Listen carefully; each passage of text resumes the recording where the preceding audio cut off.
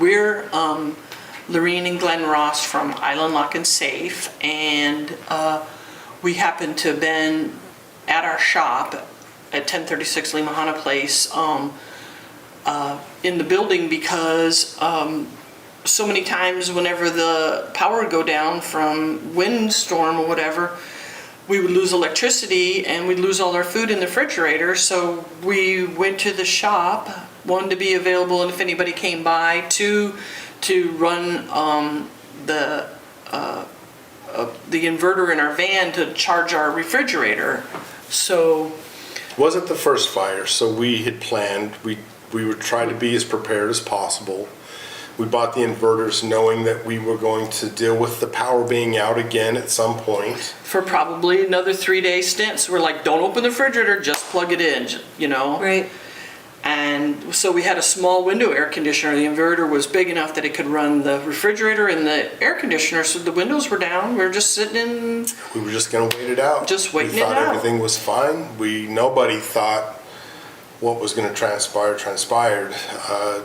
She had gotten concerned and was thinking about how we should probably be prepared for the worst case scenario. And he was like, how can we have a fire? The power's been off since 4 a.m. There's no way that there could be a fire from a down power line or anything else for that matter. And went over and opened the window and I said, I think I smell smoke, but the sky I could still see was blue.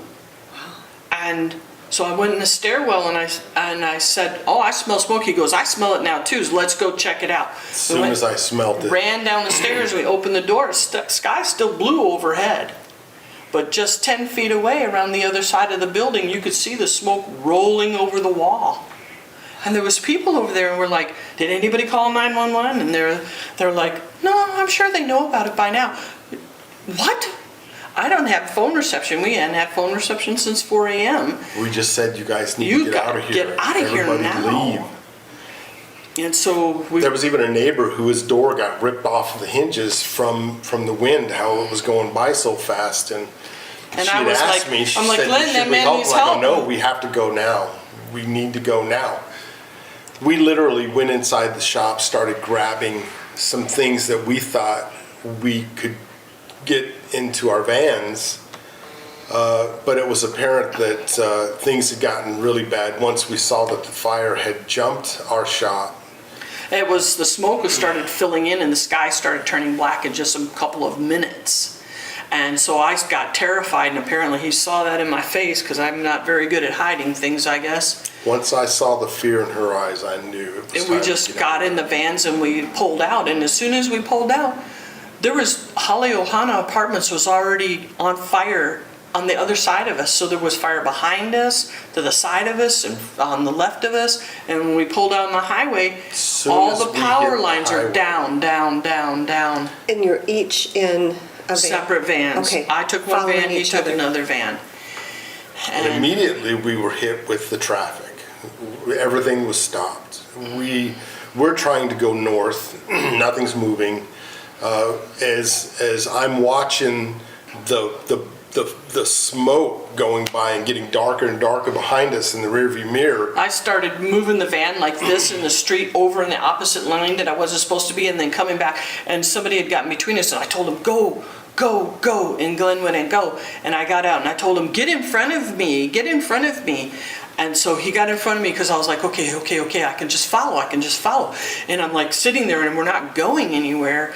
And I'm just getting more and more terrified by the minute. And I put my van in park, left it running because I didn't want it to stall out, put the window down so that in case something happened, it locked itself. I ran over, beat on his window. Scared the bejesus out of me. I told him, I said, you see that field? You see that field? Telling me to let's run for our lives. They don't start letting us through, just run right through that field, just drive right through that field and into the ocean. I kept telling them that. Let's go to the ocean, go to the ocean. We then went into Safeway parking in the opposite direction just to get out of the road and try to get things moving, and then did that all the way to the other side entrance to where we got out on the street. And then we finally got down on Front Street, but we were in the front of that whole traffic jam. Luckily, we were jumped in our van when we did, but we could have been in the rear part of that, which was, we all know the devastation that happened. Just 2 at blocks that away, point. people lost their lives sitting in their car. You know, we were almost there too. There was no siren, nothing to tell us, no alert, nothing to say, run for your lives, you know. And once we got onto Front Street, we forced the 2 lanes up and then got on the on the highway, and there was people still trying to get down to Lahaina. There was people trying to get home in Lahaina. I'm It was sure they were already too trying to late. get to loved ones and trying to see what they could do to protect their house and their home and everything. And Or get to, yeah, their loved ones. so, In the wake of the fire, we've just been making keys for cars and opening safes for people. And first thing we did is we watched the fire the next couple of days from the hillside at Laniakeha. The gates were open, so I would go up there with my van and just peer over that ridge and watch, and it was just heartbreaking. And so we knew that we were going to have tons of people calling us in need of our services, cars that they had to abandon in the fire zone, safes that were being left behind in their homes locked, with wishes that, and hopes that their personal, most precious items would still be there. And so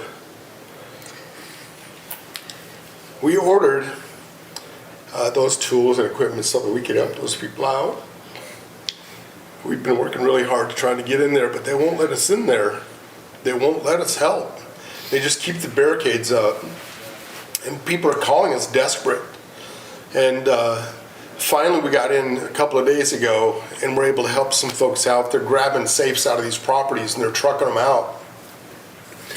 So we've opened a few safes for people, but most devastating. It burns so hot and so there's fast. There's just nothing left in their ashes. safes, and it's horrible to look at these people's faces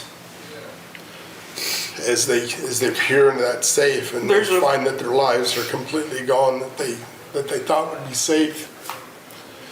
There's a few cars that didn't burn, but the people lost the keys in the interim, and they won't let us in to make the keys for the cars to help so that the people can have a vehicle at least, you know. And we're just trying to do whatever we can to help. Of course, we're not charging people. But as far as where we're going to go with our company's been here since 1982, and we've owned it for 21 years. And in a flash, everything is gone, all of it. All of our equipment, all of our inventory, all the things that, you know, we just took for granted that were going to be there, like you do. And we haven't been able to get a response from our insurance company yet. It took a couple weeks to get a hold of them because there wasn't even any reception on the phones. You couldn't even text or anything. We'd pop out at a spot, and then when they started putting up the little Wi-Fi things, we would go to them and sit there until the phone rang, and then we would go see about helping people. But yeah, it's mostly been like, oh, the vehicle's there, we can get in, and we go sit and wait, and they won't let us in. So now, unless they've got special permission, there's no way you can get beyond the barriers. So Some people don't even have vehicles. They can't go get supplies. They can't go to the other side. They're stranded or having to rely on somebody else. And you can see the car right there, and they won't let us pass the barriers to help these people. And there's nothing we can do until they let us back there, but we're ready. So hopefully we'll be able to do that soon. yeah, hopefully they'll open it up and let people get to their cars and their safes and stuff like that, and maybe some stuff will survive, and then it's a matter of, you know, how are we going to rebuild Lahaina? You know, but we were the only locksmith company on this side of the island, and like I said, it's been here since 1982. Everybody knows where it is. That's where you go get your keys made, and the area is going to need a locksmith. Yes, you guys are the best. Yeah, so, you know, a lot of people have used it either directly or indirectly. But that's, our story. We're just trying to be positive, just try to, Help where we can help. that's all we can do. Just like everybody in this community, we're just trying to move forward. Trying to stay, trying to help, trying to make sure that we can do what we can. And we'll keep doing it as long as we can do it. We didn't lose our home in the fire or anything like that, but we lost our business in the fire. And we had an area upstairs where we had all of our, personal things. We spent so much time at the shop. And so all of it was all in one. And so we went ahead and set up a Venmo account in hopes that we're going to be able to hang on and weather the storm until they let us rebuild, let us, open our business again and be able to serve the community like our company has since 1982. We've been here 21 years, and Lahaina welcomed us with open arms, Islands have a way of keeping the ones they want and spitting off the ones they don't, right? And we've been here for a long time, and we hope to be here for a lot longer and continue.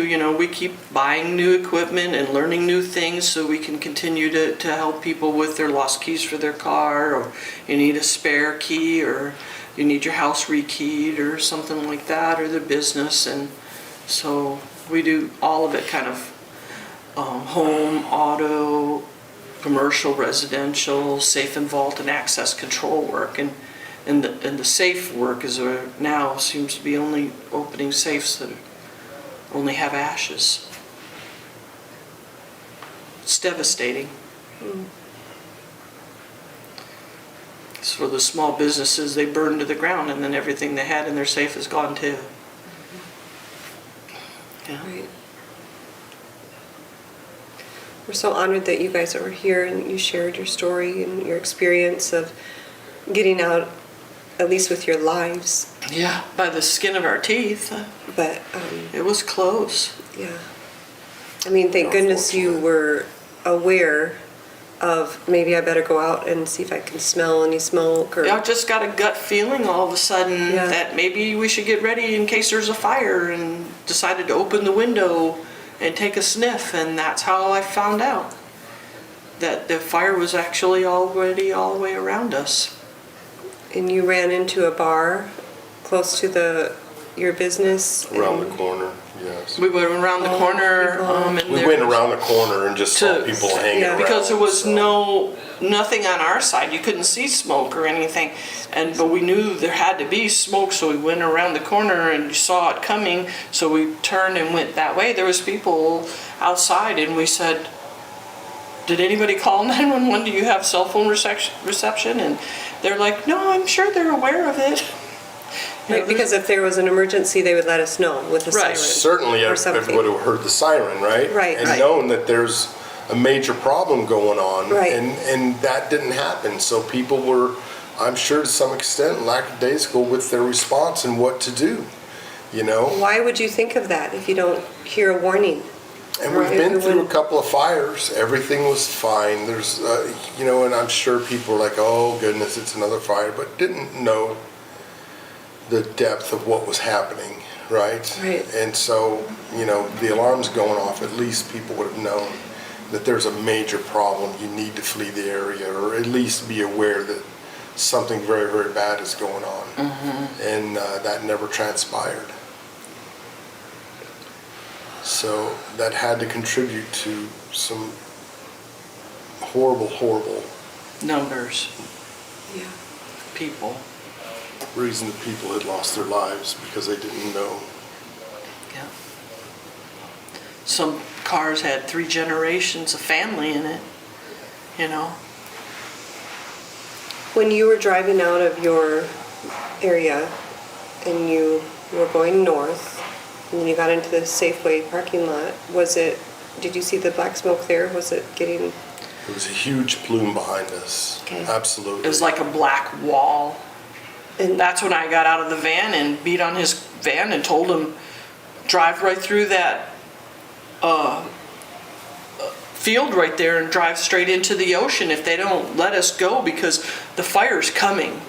You know, it's already burning Haleohana, which, you know, is already coming. The fire's coming. It's behind us. It's coming.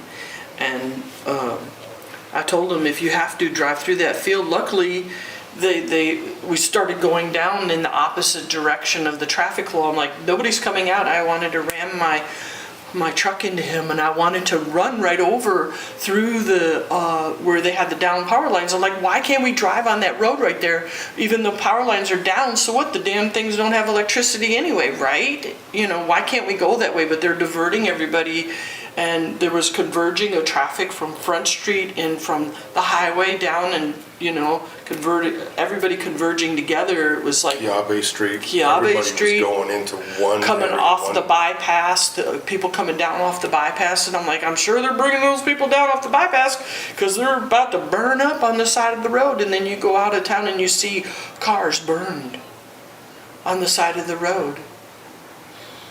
how long would you say you were in Safeway parking lot before you got out of that area? Probably 30, 40 minutes that we were pressing through the traffic to get to the front of Front Street. Do you recall anyone following you out that path? There was other vehicles behind us, and we Everything weren't was the good. only one. Okay.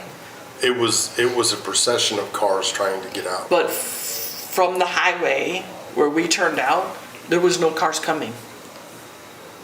There was only one car that came and got between him and me, whereas normally you would have 2 lanes of traffic, and you know how they all bottleneck right there. There would normally be tons of traffic, but I remember there wasn't anybody, and all of a sudden, how did this person in this car get between him and me? I couldn't understand it, make sense of it. That's why I started driving like a crazy person and told him, get around, you know. And so they went around and got in front of me, and then he came alongside, and I said, I want you to lead. I'm terrified. I don't know which way to go. And then after sitting there for another like 5 minutes, it felt like an eternity. I just wanted to ram his truck with my truck and tell him, go already, go.